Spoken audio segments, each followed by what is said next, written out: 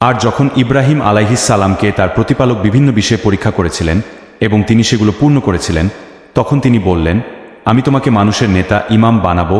ইব্রাহিম আলাইহি ওয়াসাল্লাম বললেন, আর আমার বংশধরদের মধ্যেও। তিনি বললেন, আমার অঙ্গীকার জালিমদের, অন্যায়কারীদের কাছে পৌঁছাবে না। সূরা আল বাকারা 124। আল্লাহ তাআলা ইব্রাহিম আলাইহি ওয়াসাল্লামকে বিভিন্ন পরীক্ষার মাধ্যমে পরীক্ষা করেন, যেমন তাওহীদের প্রচার, নিজের সন্তান ইসমাইলকে কোরবানি করার প্রস্তুতি এবং আল্লাহর পথে নানা ত্যাগ স্বীকার। ইব্রাহিম আলাইহি ওয়াসাল্লাম সবগুলো পরীক্ষায় সফল হন।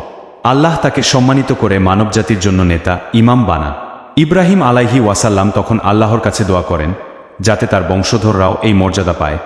আল্লাহ স্পষ্ট জানিয়ে দেন যে তার প্রতিশ্রুতি, ইমামত বা নেতৃত্ব শুধু ন্যায়পরাজনদের জন্যই প্রযোজ্য। জালিম বা অন্যায়কারীরা এর যোগ্য নয়। এক কঠোর পরীক্ষা ও ত্যাগের মাধ্যমেই আল্লাহর বিশেষ অনুগ্রহ অর্জন করা যায়। 2 নেতৃত্ব বা ইমামতের জন্য ন্যায়পরাজনতা ও আল্লাহর আনুগত্য অপরিহার্য। 3 আল্লাহর প্রতিশ্রুতি কখনোই জালিমদের কাছে পৌঁছাবে না। 4 পিতামাতার দোয়া সন্তানের জন্য গুরুত্বপূর্ণ, তবে আল্লাহর সিদ্ধান্ত ন্যায়ের ভিত্তিতেই হয়।